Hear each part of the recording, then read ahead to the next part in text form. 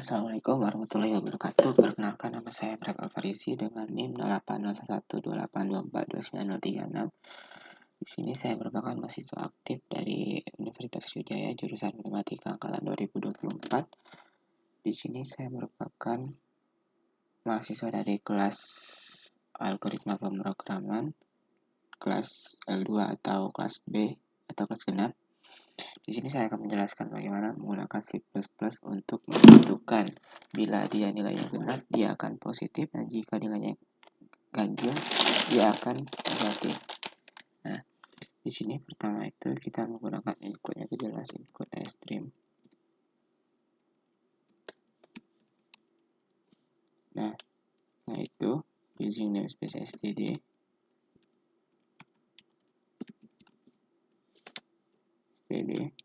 Setelah itu int main. Nah, ini kita buka kurung awal.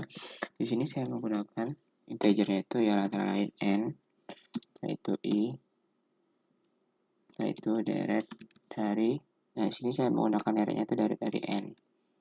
Nah, jadi kita harus menentukan nilai n yang terlebih dahulu gitu. Setelah itu int hasilnya itu sama dengan 0. Nah, di sini kita mengoutput dulu nilai dari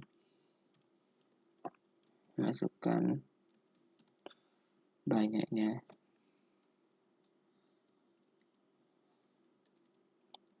data.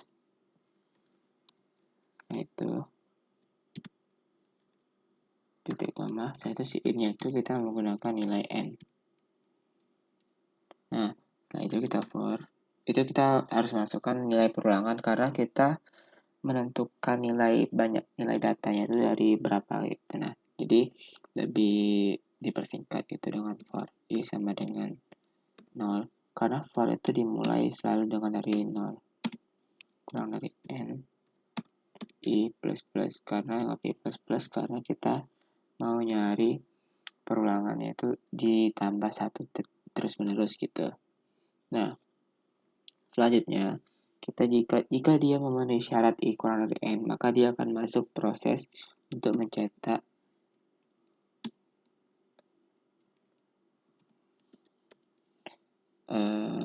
data ke elemen ke enggak. Nah, di sini karena kita mau mencari ke elemen ke-1, kedua, ketiga itu kita menggunakan i plus 1 sini. Nah, biar dia nambah 1 terus menerus gitu. Jadi elemen ke-1, kedua, ketiga gitu. Titik 2 ini. Nah, itu nya itu kita menggunakan deret tadi. Tapi di sini kita kan ada di sini kan maksudnya itu i. Jadi itu indeksnya kita gunakan i. Deret dari i. Nah, itu.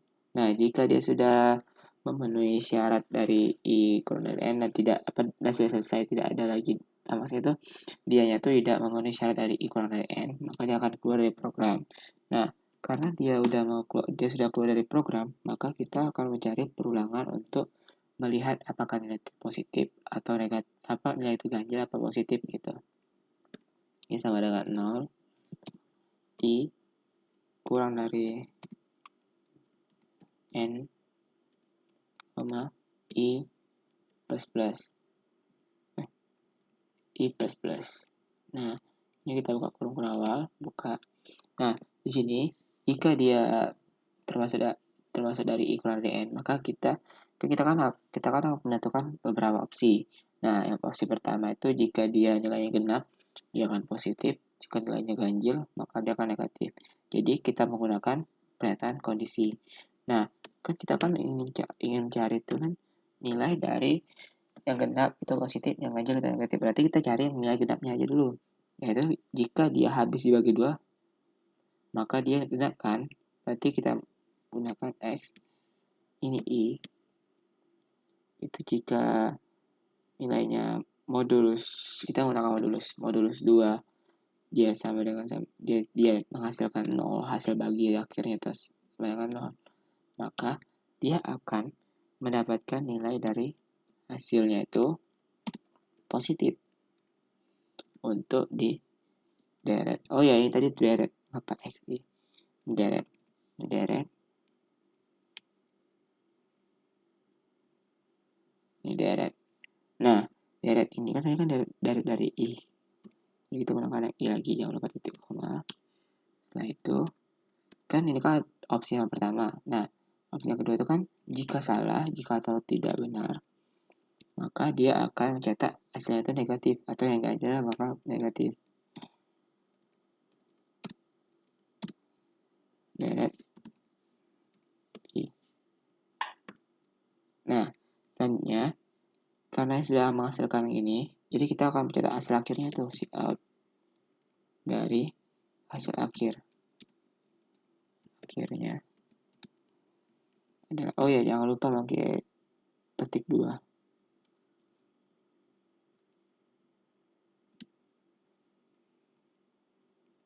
Kita masukkan hasil underline. Nah, tinggal kita build and run.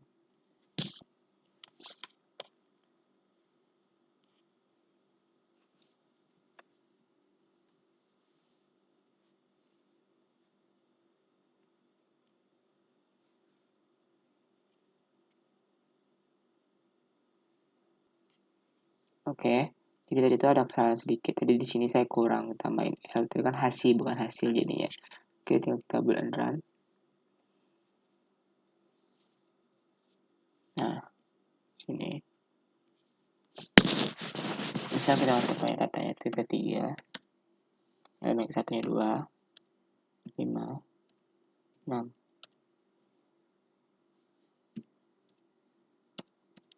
Oh, bentar, ada kesalahan.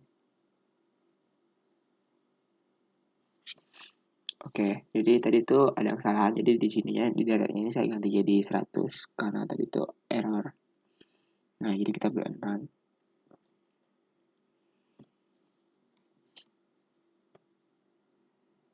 Nah, kita kasih 3 data. Yang pertama itu 1 kan negatif. Yang kedua itu 4 positif. Nah, yang ini itu 3. Nah, ini kan nilainya negatif. Positif aja deh. Positif. Jadi hasilnya bakal 5. Nah, ini selesai. Nah, jadi di sini untuk codingnya seperti itu. Dan untuk bagian apa namanya? Untuk bagian wordnya itu sabar. Nah, untuk bagian wordnya itu kita pertama itu mulai kita input nilai n i to sama dengan not to n. Jika dia memenuhi syarat maka dia bakal masuk. Kita menginputkan nilai deret dari i plus plus. Habis itu jika sudah tidak memenuhi syarat dia akan keluar dan dia akan masuk ke proses perulangan untuk menentukan dia itu positif atau negatif. Nah, dia itu kalau sama memenuhi syarat dia akan masuk ke pernyataan kondisi dari deret i modulusnya itu 2. Jika hasilnya itu bisa habis dibagi 2 ke hasilnya 0, maka dia akan, jika true dia akan ke kanan, hasilnya positif, dan jika dia false dia akan ke bawah, hasilnya negatif, i plus plus, dan kita akan mengoutputkan hasil. Nah, saya itu n. Nah, selanjutnya itu untuk flowchartnya itu seperti ini. Jadi ini harus saya ganti dikit. Nah, di sini karena kita menggunakannya itu 100, jadi di sini 100. Nah, seperti ini sudah code var ini sama hampir. Oke, untuk penjelasan deskripsi program seperti ini, mulai pesan variabel, menunggu input untuk i, ini maka cek benar kalau benar ini seperti ini terus. Nah, oh ya, tadi itu 100, kita ganti. Nah, setelah itu selesai. Mungkin itu saja yang bisa saya sampaikan. Dan kurang saya mohon maaf. Saya akhiri. Wassalamualaikum warahmatullahi wabarakatuh.